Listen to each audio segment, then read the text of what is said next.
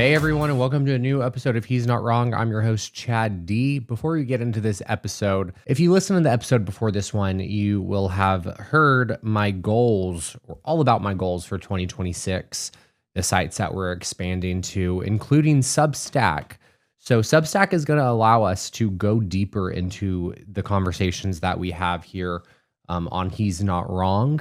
I can go more in depth on my guests' background, their expertise area, content that might not have made the final cut of the episode, questions, comments, concerns from social media will all be answered on our Substack. So if you can go to substack.com/@he'snotwrong, or you can go into the description of this episode and go subscribe, that would mean the world to me.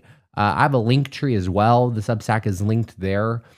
So just however which way you get to He's Not Wrong on Substack, just go there, type in your email, subscribe, and be on the lookout for content. I'll be posting very shortly after this episode publishes about my conversation with today's guest. And so I'm going to go ahead and go into my introduction for today's guest, because for years, Democrats have been telling voters that the economy is improving, that numbers are good, that things are working, but millions of Americans look around their towns, their hospitals, their paychecks, their power bills, and they know that the story doesn't match reality.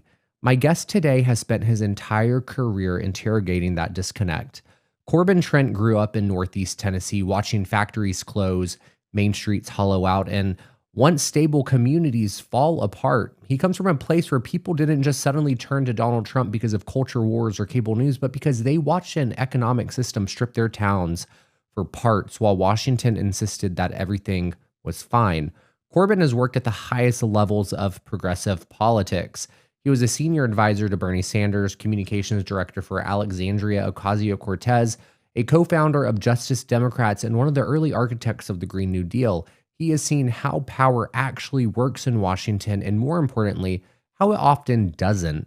In our conversation, we talk about why America doesn't have a money problem, but rather a competence problem, why we spend more and build less, why healthcare keeps getting more expensive no matter how many subsidies we pass, why voters in places like Tennessee and Alabama feel abandoned by both parties, and why naming villains without having a real plan to rebuild is how movements collapse into cults. We also dig into what it would actually mean for the government to rebuild again and deliver real, visible, material changes in people's lives, and what the Democratic Party has to get right if it wants to survive the 2026 midterms and be viable again in 2028.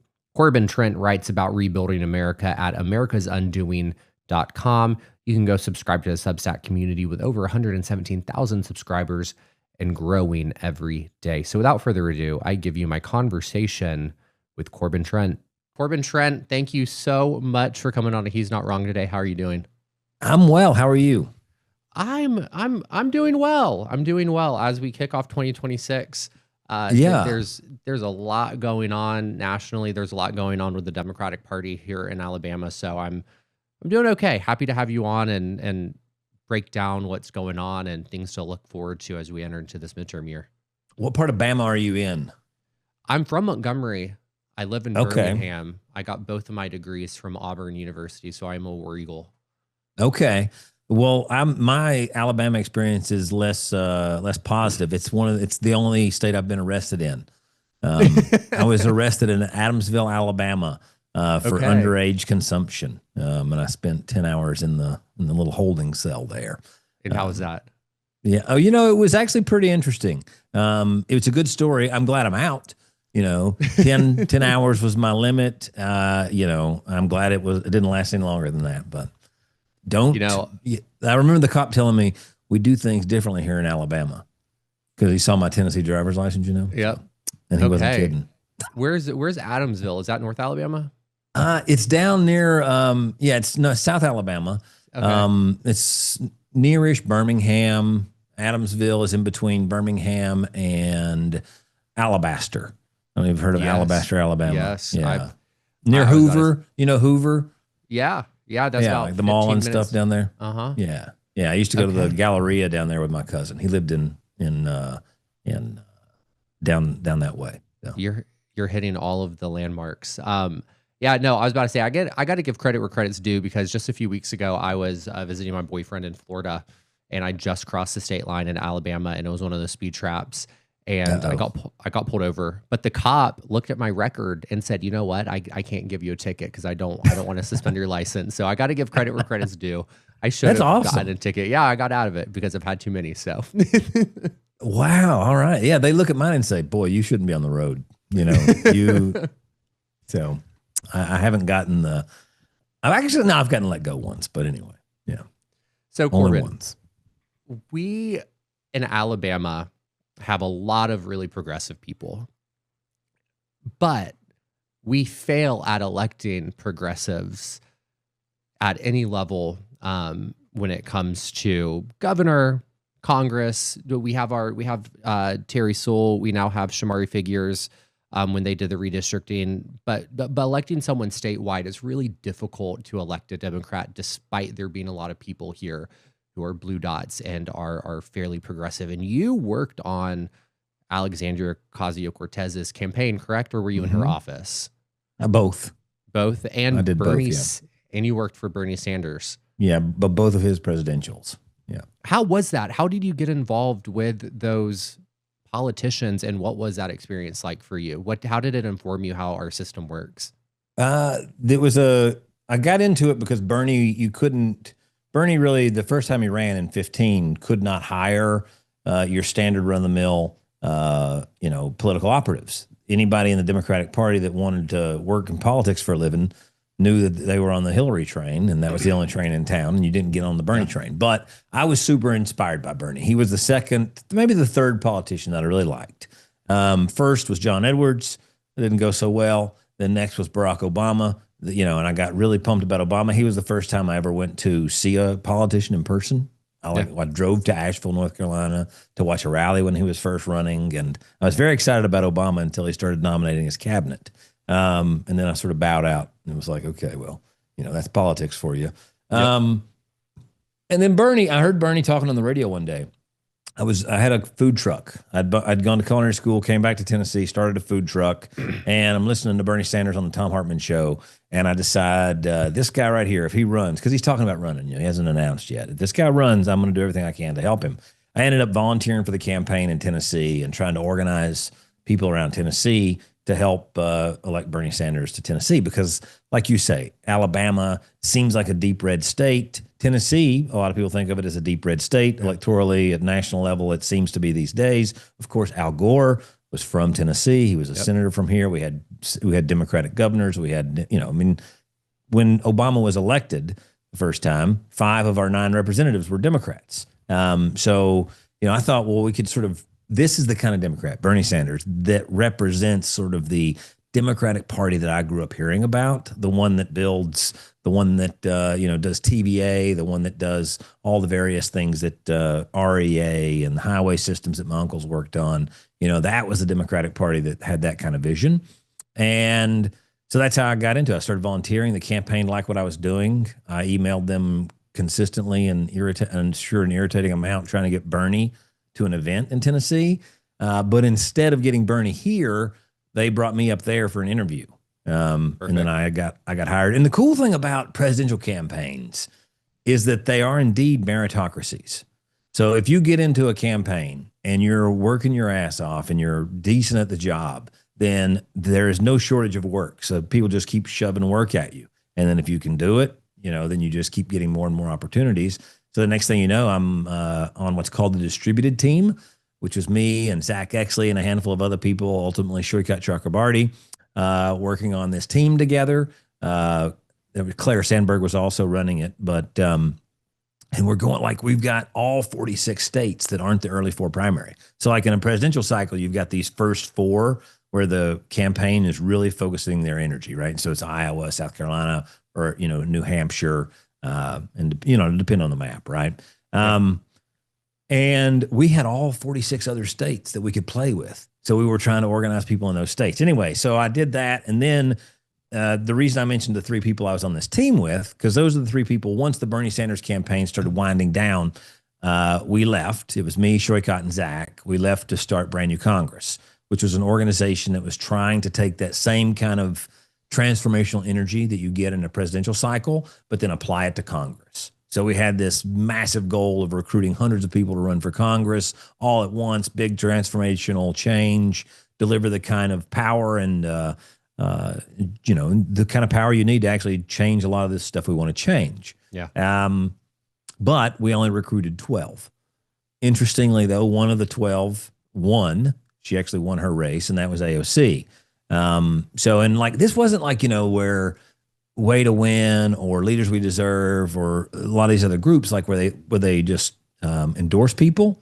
Like we were literally getting nominations for people that were currently principals or currently working in a water department or currently nurses or doctors.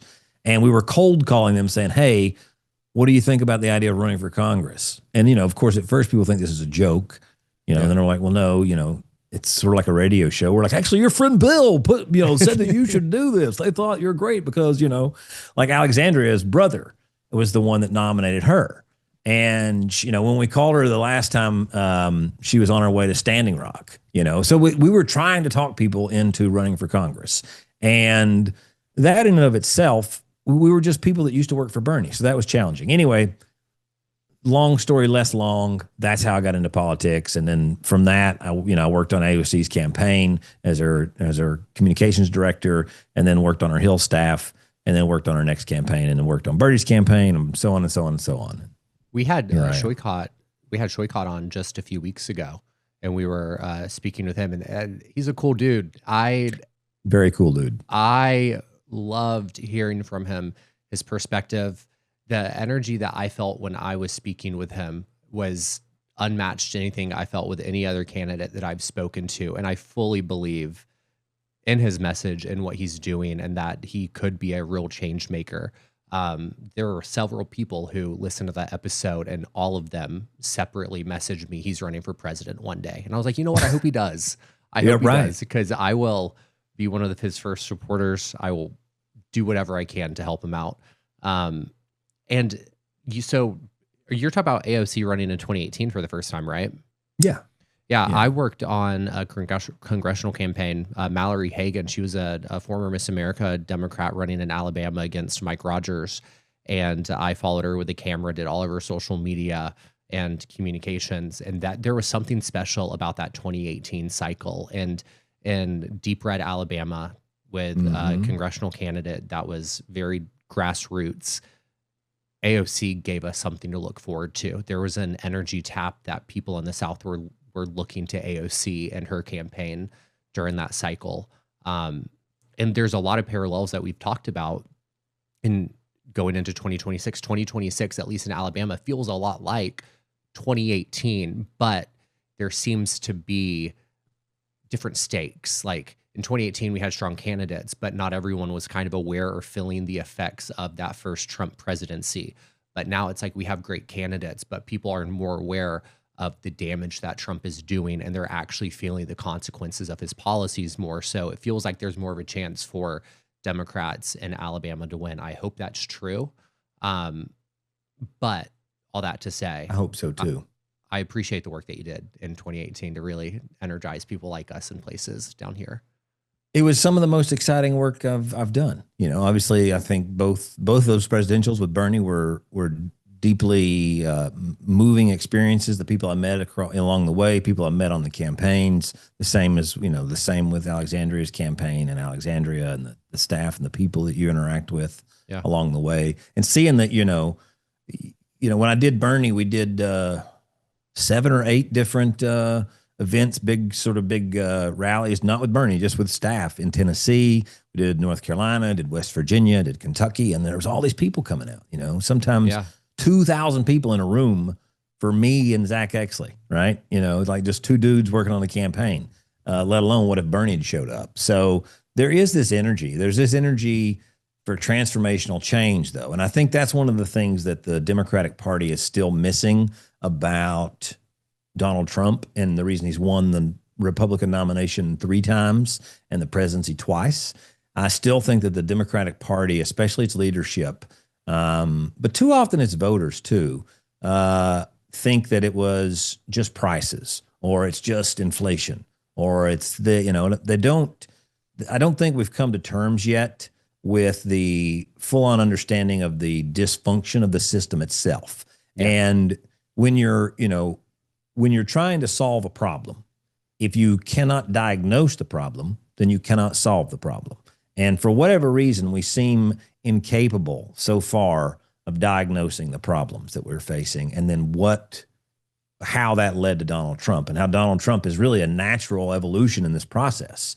And to some degree, we're less than a year into a second term, but thus far, I think in many ways we've dodged a bullet so far, because to the extent that you've got a recreation of the 1930s, in a fascist, dictatorial, authoritarian leaning regime, you don't have one that understands that they've got to help working people. In the fascist regimes of Italy and Germany and all these places, one of the things that you saw across the board in both those places was that as soon as the fascists took power, they started doing things for common folk.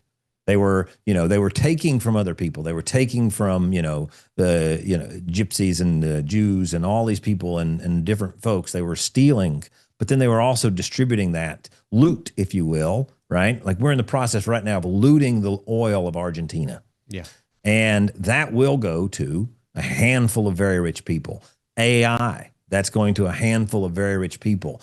Luckily, these folks don't understand that Joe Schmo or Joe the plumber or Janie the hairdresser or Janie the accountant need to get the money and the spoils of war. And that's when people start to go mad, when the crowd starts to go mad and joins in with the fascist movement and joins in with the cult, right? That's why we're seeing such low polling results right now. If these folks were out here building $29 an hour electricians' jobs, and they were redoing our infrastructure, and they were rebuilding highways, and they were building solar farms, and people's power bills were going down, we'd be genuinely fucked. But luckily, they didn't read history that well and that clearly.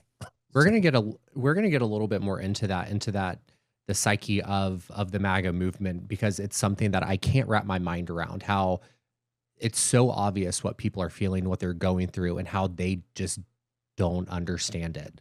We're going to get into that a little bit later. But one thing I want to speak to you about is your writings around affordability and the economy on your Substack, America's Undoing. Because one thing with affordability and inflation that you've written ad nauseum about is the fact that the system is broken, and when inflation goes down, it doesn't mean prices are going to go down. In order for prices to go down, something has to break, something has to change. There has to be a depression level event in order for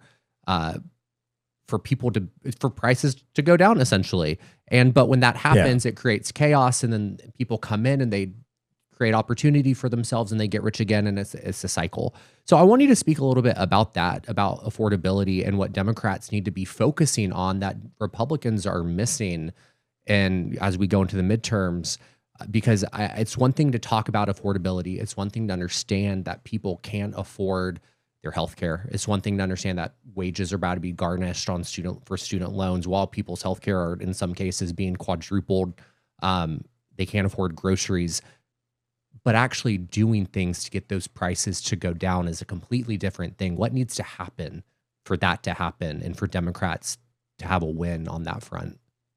I think one of the easiest places to examine this, and you can do this in any sector, but I think the easiest place to examine it is healthcare, because it's one of those places that's where we're seeing right now the impacts of putting more of the cost on people, taking some of the cost. Like, you say people's healthcare costs are about to go up, sometimes quadruple, right? Yep. But the interesting thing is the cost of the health insurance isn't changing. What's changing is how much subsidy we're getting from the government into our to pay for our health insurance, right?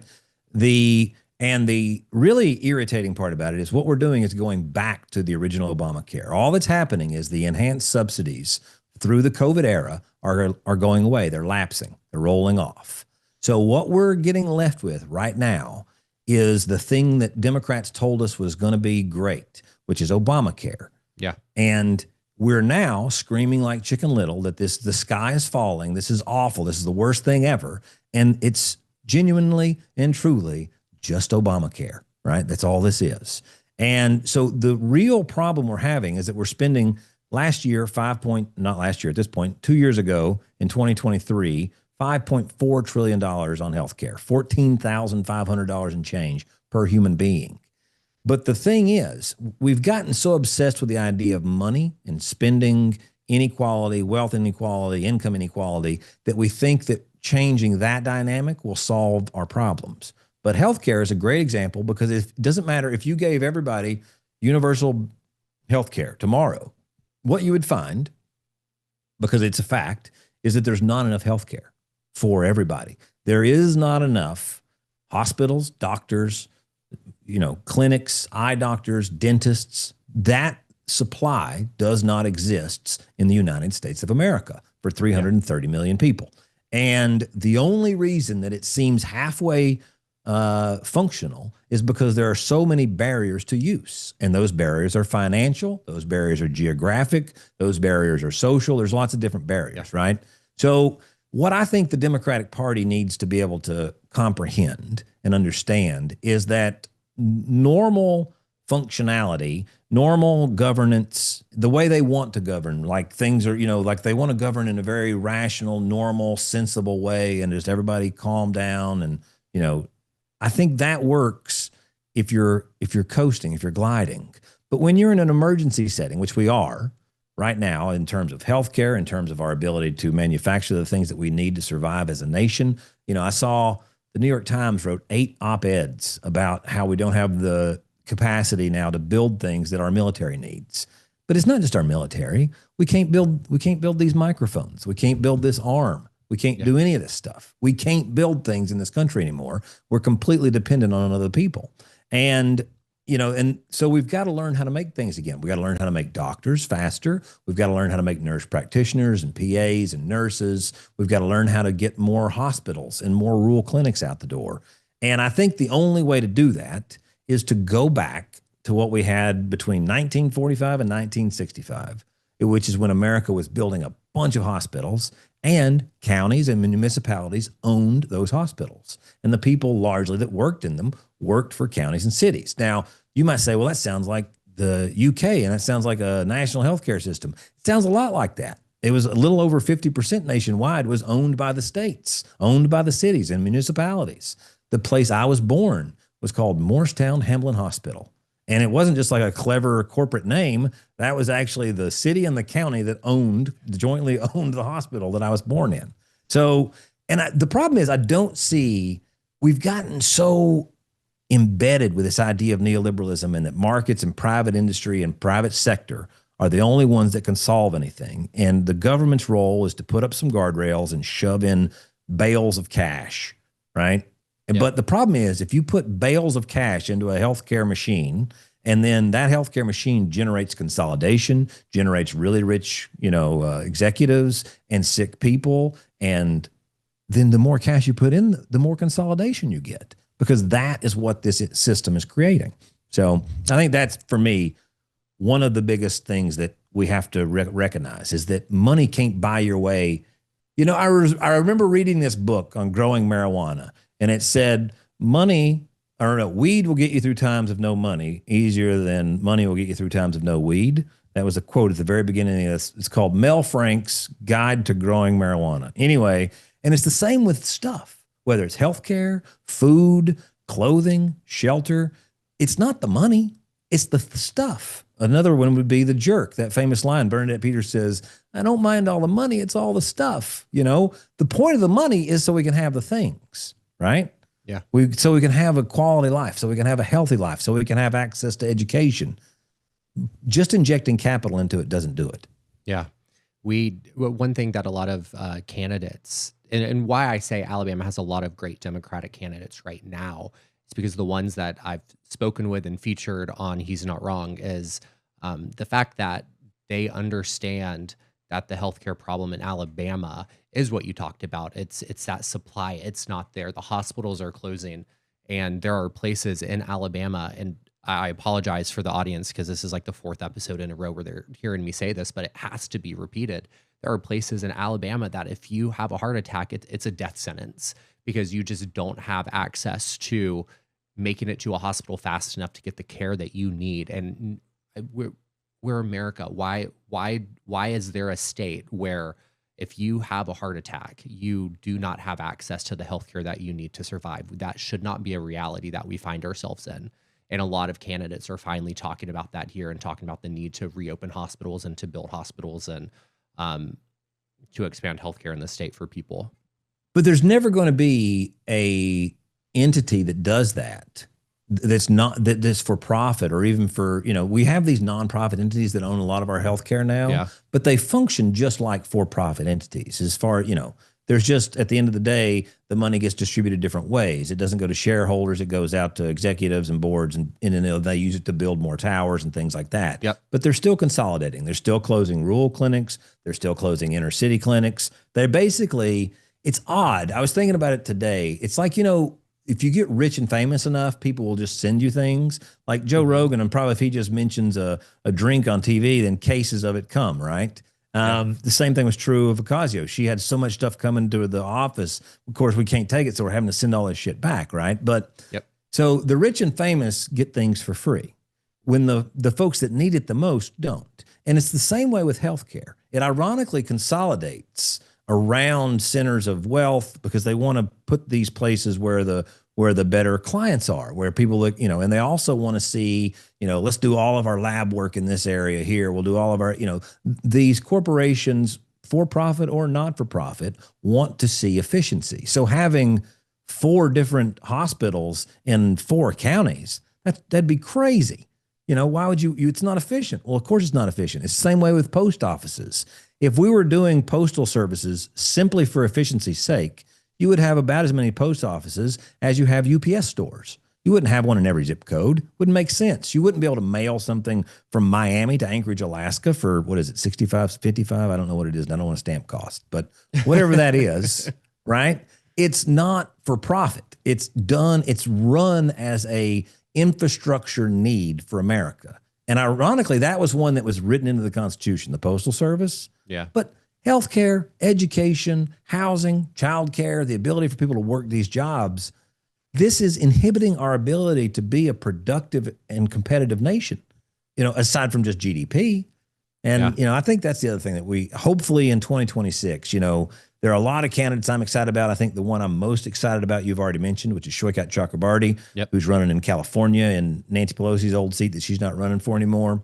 And I think he's one of the most thoughtful candidates that I've seen this cycle in terms of understanding the scope, the depth of the problems that we face as a country, but then more so than that, even the intricate, the work that it's going to take to actually fix some of these problems. Yeah.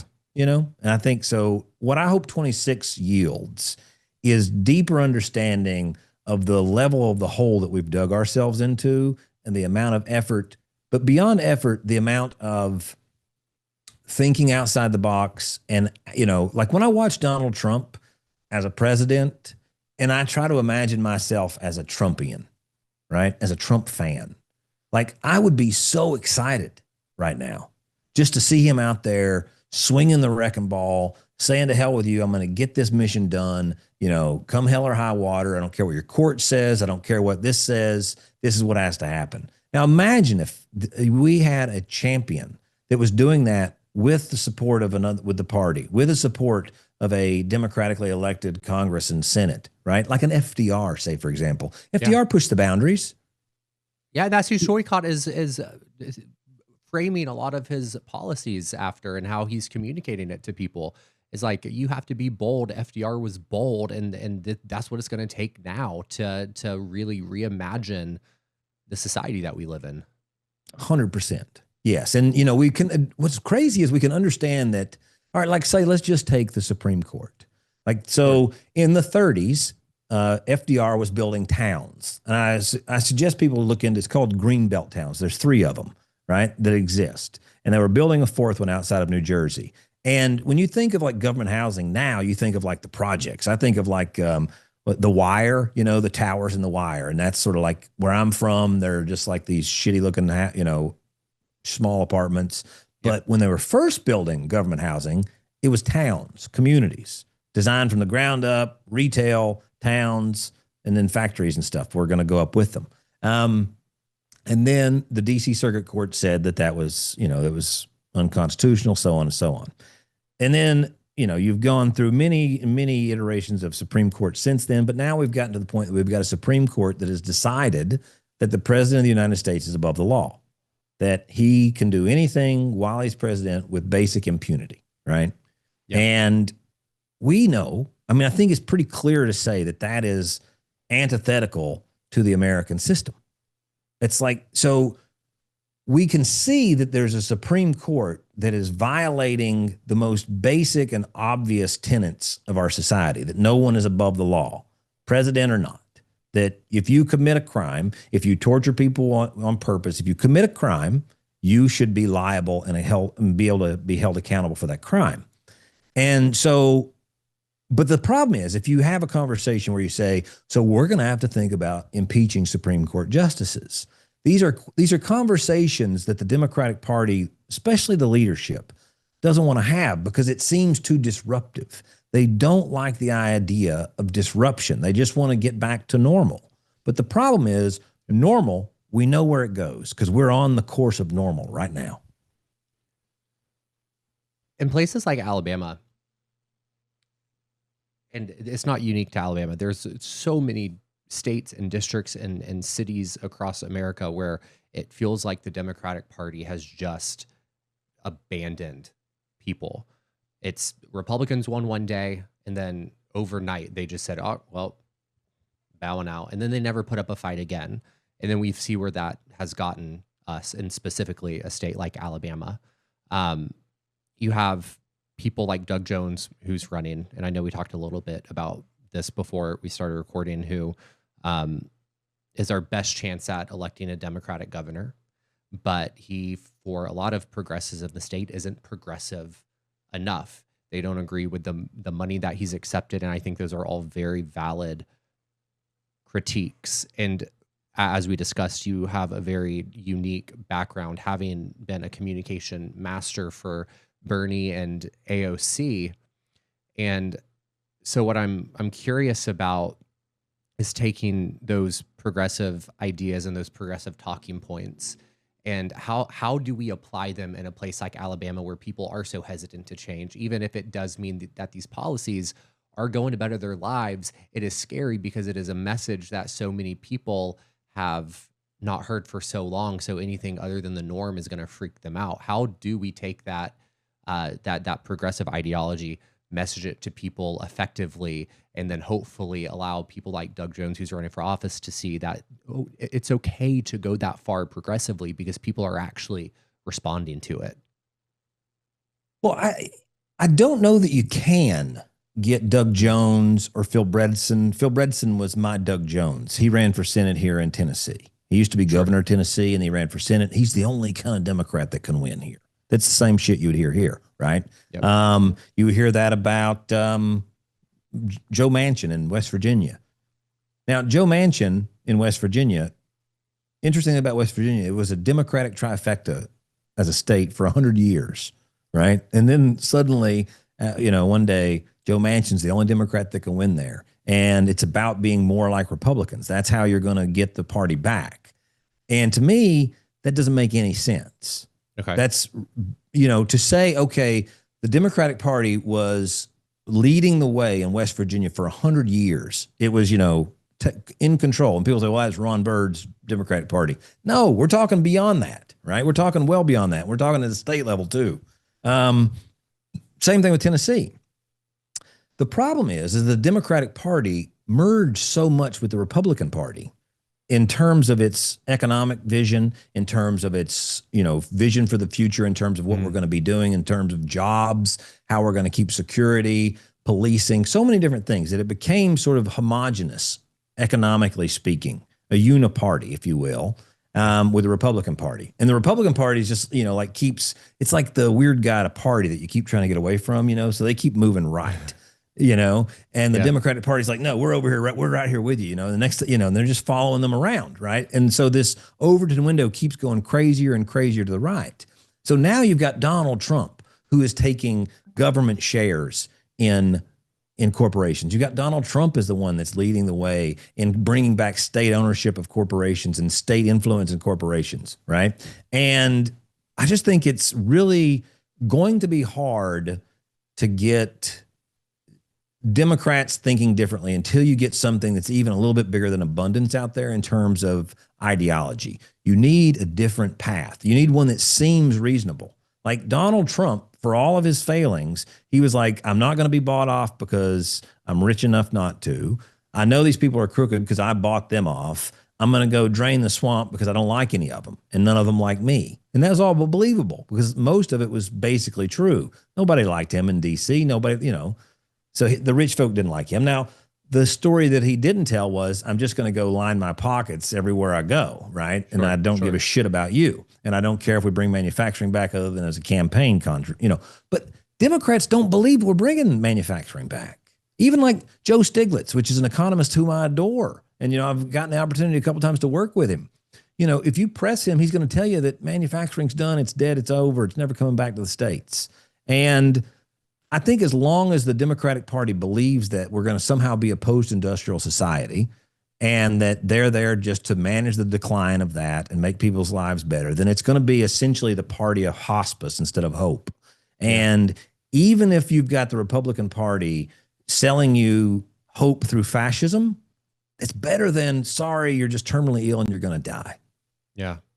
It's something that I grapple with because part of me, and I feel like you're going to hate what I'm about to say, so I apologize, but part of me is like, we have to prove that that we're capable of electing a Democrat in a statewide race in Alabama. Like, we just have to be able to show that we can elect a Democrat, and then we can push more progressive as election cycles go on. But then I'm like, no, there's no reason why a super progressive person can't communicate well in Alabama and win a race. But you have, like we said, Doug Jones, and then you have someone like Will Boyd who's running for governor who would be that really progressive figure, but he's only raised barely $10,000 since he announced a year ago. And it's like, well, how is he going to put up a fight against Tommy Tuberville? He can't. So I'm torn on where I stand on how to properly support a Democratic candidate in the state, because it's like, I want Democrats to win, but I want them to do it the right way. I want them to have the right message, but I sure as hell don't want Tommy Tuberville sitting in the governor's mansion come November.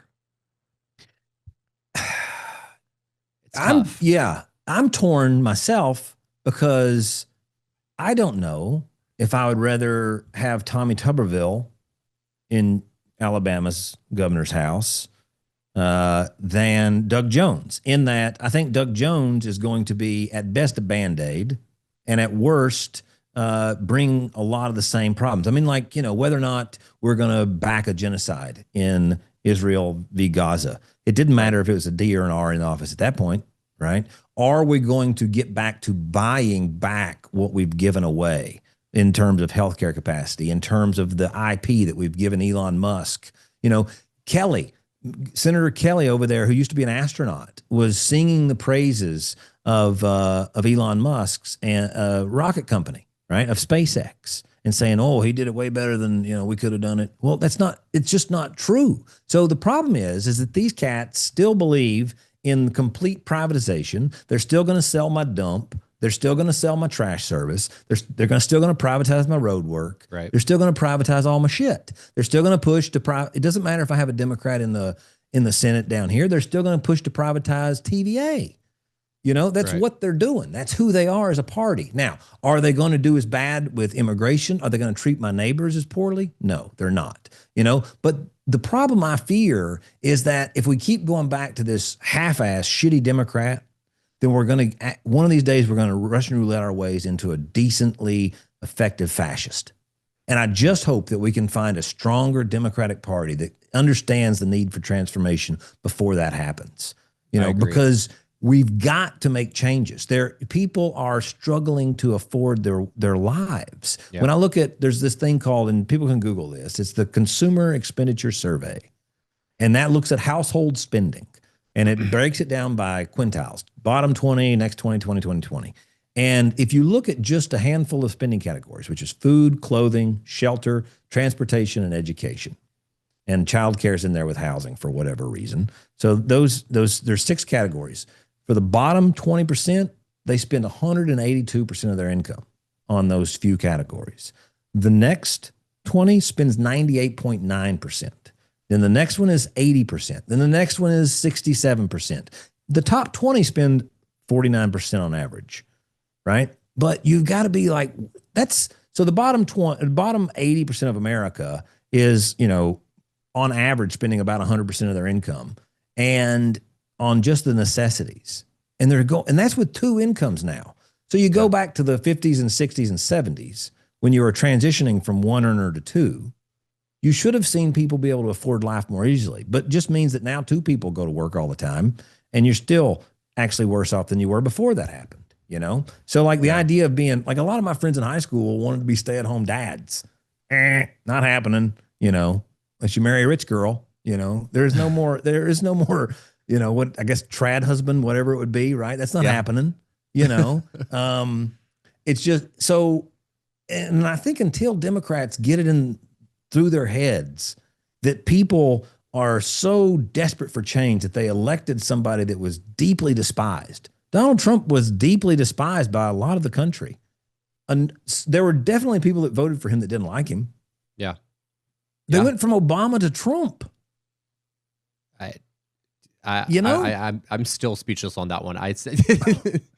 So they gotta wrap their heads around that. And, and then the biggest problem, the biggest hurdle we're going to face is the Democratic electorate, because we try to decide what our neighbors are like. You in Alabama, me in Tennessee, we're going to be like, what kind of Democrat can I put together? What can I have Frankenstein to get these people to vote? What is it like? Chuck Schumer's got his imaginary family. I don't remember their name, but he's got this imaginary family that he sort of like runs all of his strategy through.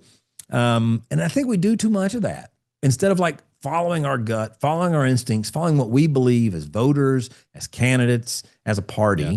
We try to like reverse engineer the electorate and figure them out and then try to be that. But the problem is it doesn't come across as authentic because it's not. Yeah. Yeah. And keeping it on that same thought of change and being authentic and running on gut instinct and knowing what's right and should be implemented for constituents. I followed Afton Bain's race closely, as I know you did. I was driving back from Florida the night of her election. I saw you on what was MSNBC, rest in peace. And so I know you were following her very closely, as well as that around the same time, the Georgetown City Council in South Carolina, when all from Republican, they flipped to Democrat. You had the Miami mayor's race a few weeks later, Georgia Public Service Commission. A lot happened in those special elections in November and December of last year that a lot of people, a lot of pundits are saying is a signal as to how the midterms are going to turn out. I'm nervous, and I know I'm nervous because there's a lot of time between November 25 and November 26, enough for Republicans, I think, to flip the script or to do something to have made our celebrations at the end of 2025 be a little bit premature. So there's two questions built in here, and I'll do the first one. I'm just wondering, when you're looking at those special elections, how the turnout was, what do you think the main takeaway should be from that? And then the second one is, what do you think the wrong takeaway is that Democrats are focusing too much on and where we should pivot to actually make sure that we don't lose that momentum? Well, I mean, so if you just look at it as the polls, right? So Afton Bain closed a 22-point gap, an R plus 22 to like 8 and change, right? So, sure. What is it, like 16, 10, was it? It was a 14. I think it was a 14-point flip or 14 point. Change. Yeah. Sounds about right. Yeah. 14. Yeah. And that's roughly where they had the generic ballot at the time, right? That's roughly the like performance based on national polling. Generic ballot was plus 14, plus 16, maybe, I think actually at the time, Democrats. And since then, the most recent poll I saw was at the end of December, and it was plus 4. So we, in just that time period from like September, October to December, you saw the generic ballot shift from plus 16 to plus 4. So Democrats fell 12 points for whatever reason. Now, the thing that I think we should take from that is that it, Afton Bain was a very progressive candidate and she overperformed. Now, would she have done, would a moderate Dem have done better? I don't think so. I think basically whatever was on the D line would have performed about as well as she did. I think it was just Democrats. People were looking for something different. And that's what happened in 2010. I mean, the Tea Party, move was something else. It was not this. What made the Tea Party continue moving in a really rapid direction, in my opinion, was they started delivering results based on what they were fighting for. The good thing was they didn't have to build anything. All they had to do was stand on the brakes, because what they were saying is we're spending too much money, we're wasting this, budgets, blah, blah, blah. Government should be stopped. Well, it turns out that's a much easier promise to deliver on than actually building anything, right? So the problem is that you've got to be able to deliver. Can I do a screen share? Yeah. Can I show you something? All right, I want to show you this. So this is a thing that I look at when I'm starting to feel hopeless.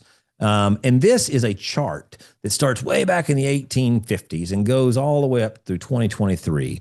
And what you see at the top is Senate, and you see at the bottom is the House, and you see in the middle is the presidency. Red is Republican, blue is Democrat. Now, what happened here, this period of time is the one I want to look at right here in the middle, if you can see my mouse, where it goes from small Republican majorities like we're having right now, 3 years of Republicans, to then this is when you flipped over to FDR and you got boom. Now this is one cycle, went from slim Republican majority to a Democrat filibuster proof majority here in the Senate. And then the House, you see what happened? This is 3 cycles, boom, boom, boom, boom. Now what happened was they started delivering really, really quickly. Very, very quickly, they started with New Deal programs. They started they started tangibly impacting people's lives. And who they is the government, right? They were the Democratic Party. And they didn't say, we need a better Republican Party. We need a sensible Republican Party. They said, no, we want the Republican Party to be demolished. We want it to be small enough that we can drown it in a bathtub, just like Grover Norquist said about the federal government, right? Yeah. And they knew that they weren't trying to work with the Republican Party because they believed in their agenda. They were trying to sell their agenda to the American people, and they were trying to build something that was worth having in America. And they did it. And they built things like the TVA Dam. They built things like in California where they built the aqueduct system. They built things in New York State when they did all this sort of water infrastructure. They built the Rural Electrification Act. They won the Second World War. They beat fascists at home and abroad. Fascism was a thing here then too. We forget the 30s didn't have to go the way they went. Yeah. We had this same choice back then too, and we chose correctly. Yeah. And we got to do it again. I hope we can. And like I said, in this next year, it makes me nervous as to what Republicans are going to do to close any kind of progress that Democrats made in these special elections. But I mean, the past 24 hours have been absolutely insane, as you know, with Venezuela and now Greenland comments coming from Katie Miller-Smith. And I had that thought. Stephen Miller's wife. Yeah. I don't even want to say his name. I had that thought when I was awake when the bombing in Venezuela started happening. And so I stayed up for a while to organize my thoughts around it. And I had the thought that the dry run for Greenland, and then she tweeted what she tweeted just a few hours ago about how they're next. I'm like, yep, it's so obvious. I feel like a lot of people say it's not. I feel like when they tell us what they're going to do something, we should believe them. But what I'm curious about from your perspective is with what was happening in Venezuela, is that something that the Republican base is actually is that actually going to energize them? Or is this a distraction? Because I mean, I have not heard Epstein files once. I've not heard about healthcare or affordability once. It's just been about Venezuela and back to Trump not getting congressional approval for something that he should have gotten congressional approval for. And it's like that is such a dead talking point. No president goes to Congress to get approval for this. So why is that what we're talking about now? That's an obvious that he's not going to go through the proper chain of command to do something that he needs to do. So what Help me wrap my mind around this, even because I cannot understand what's going on. yeah, I don't know if they're going to be able to sell American imperialism, like totally reigniting American imperialism to that degree that we're just going to run the country, which, Trump said we're going to run Venezuela for a while. We're going to go in there and take their oil. Yeah. This is our oil. They stole it. Interestingly, even the oil executives back when they nationalized the oil industry in Venezuela back in the 70s were like, yeah, they paid us for all of our infrastructure. They pay, this is a legit business transaction. So, the narrative, can they sell the narrative of going and taking resources and taking oil and taking, this sort of goes back to the thing I was saying earlier, which is that they don't have, their instinct is not to enrich the American people, right?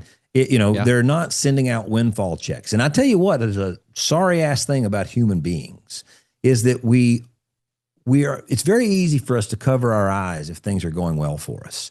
That's how atrocities happen. We're not some unique country that's not capable of, being subject to mob rule and just doing awful things and turning a blind eye. Certainly not. And I think the only saving grace we have right now is that this administration and the people that are surrounding Donald Trump are so selfish, myopic, and short-sighted that they don't understand the need of sharing the spoils of their theft.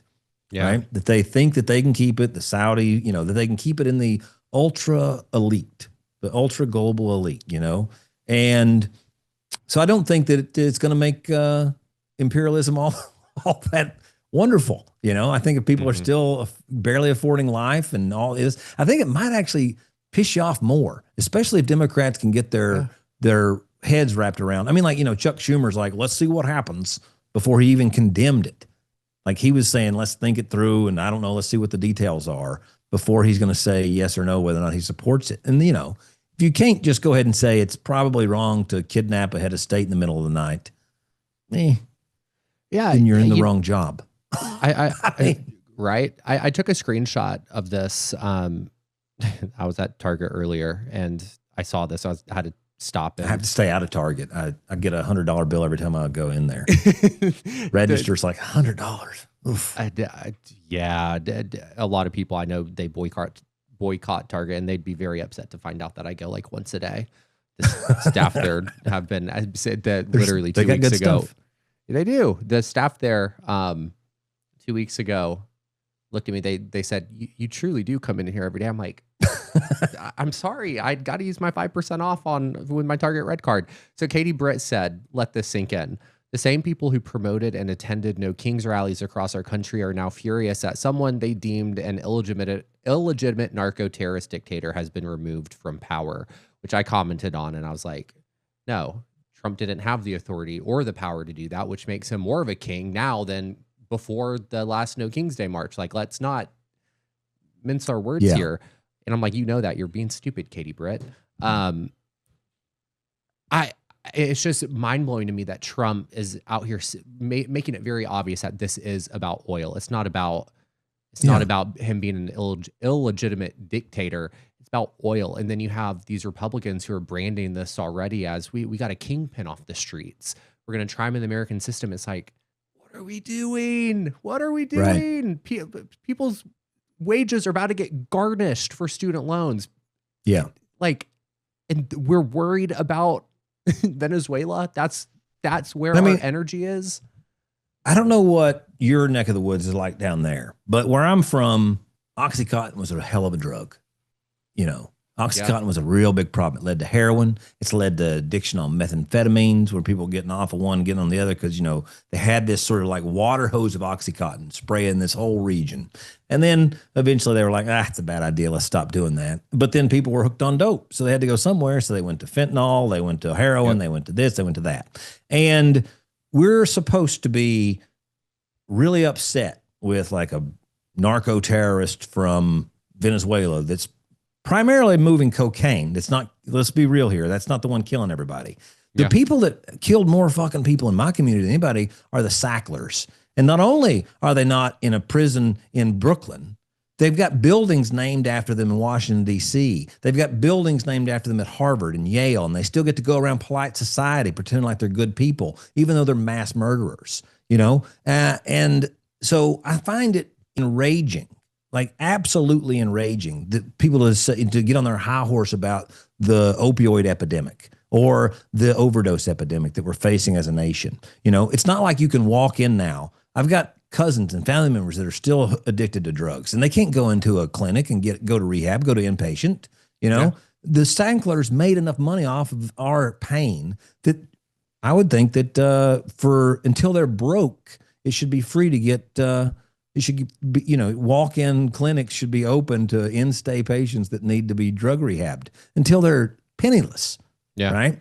Not the way it is. So, you know, Pablo Escobar is no worse to me than the Sacklers. I think they're one and the same, except maybe Pablo did a little bit more in terms of creating zoos and nice things for people. We're rounding out the episode, and I have to get off the topic. I'm going to get mad, and I'll keep you over the allotted time that I scheduled you for. But we're rounding out the episode. I want to know, other than Shoykot, what other races across the country that you're going to be focusing on as we entered in the midterm year? For instance, we have a few Illinois candidates coming up. We're following, obviously, Jasmine Crockett and Tallarico in Texas. I am following closely John Sullivan. He's running against Mike Lawler up in the Hudson Valley in New York. So I'm just curious where your focus is as we head into the midterms.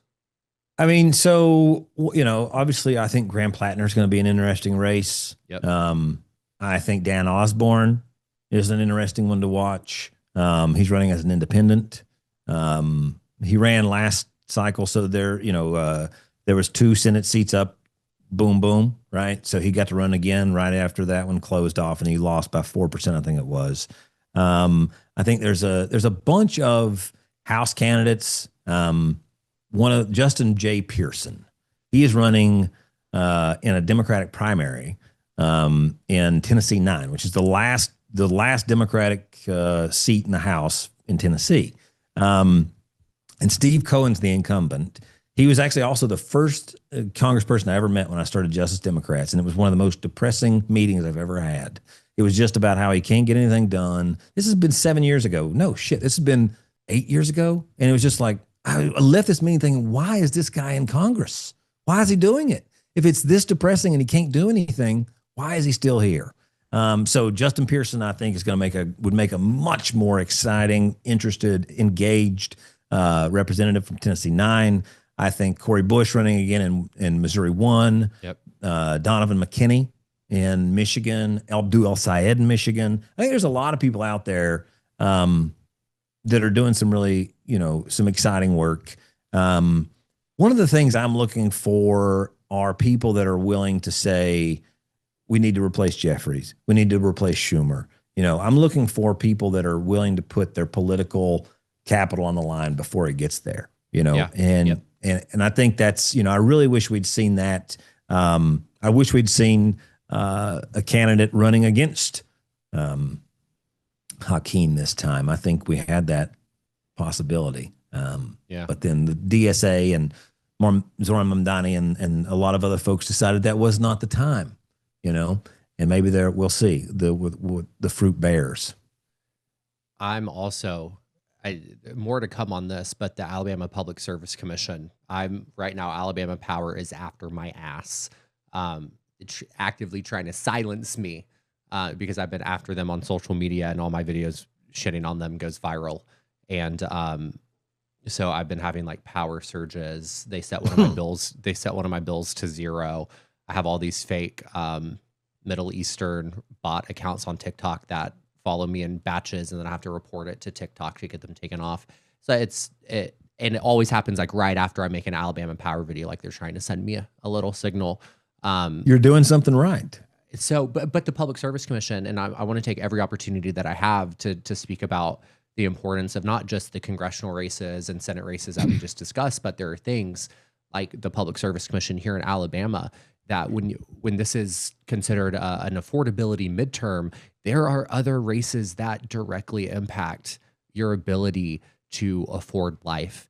And in Alabama, where you have Alabama Power, this monopoly utility that does not give a shit about anyone's bottom line, the Public Service Commission is the last line of defense to protect people, to control and regulate the utilities, to make sure that people are paying fair rates.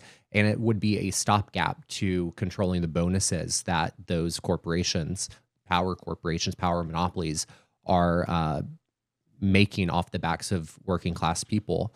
And so the Public Service Commission, having flipped in Georgia, gives me a lot of hope that we have a possibility to do it here in Alabama. And if my TikTok comments for the past 6 months with thousands of people being pissed off says anything, it really, really gives me hope that we can turn that into energy to put a lot of focus and attention to something like the Alabama Public Service Commission. Was that a pun intended, that you want to turn that into energy? Help save on energy? Or no, it was unintended, but you know what? Yeah. I'm going to clip that and I'll take it.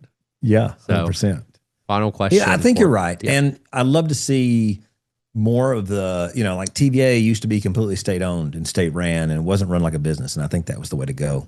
So I hope we get back into that too, the business of making power.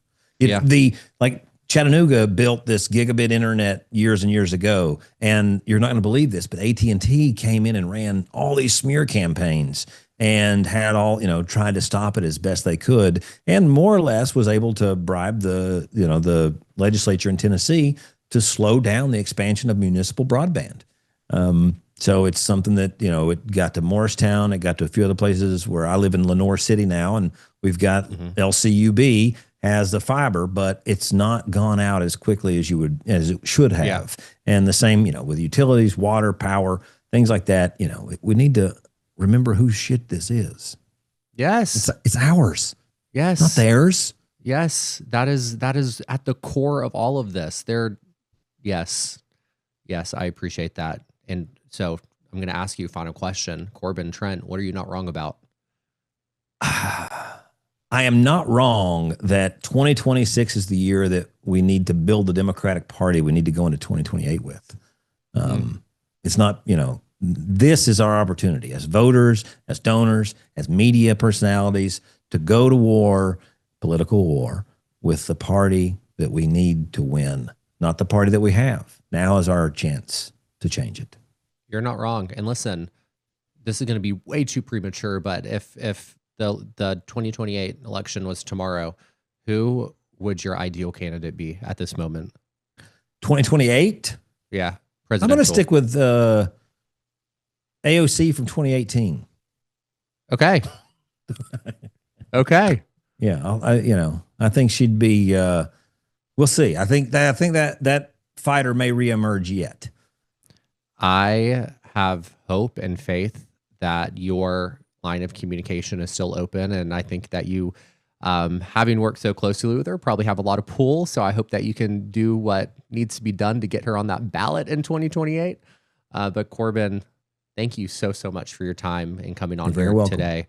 I appreciate it. We'll be in contact, and you've given me some good points to go into my conversation with Doug Jones on Tuesday with. So I can't say thank you enough for that. Thank you so much. Tell him you got to change lives. I will. Change lives, Doug. All right. Thanks so much, Chad.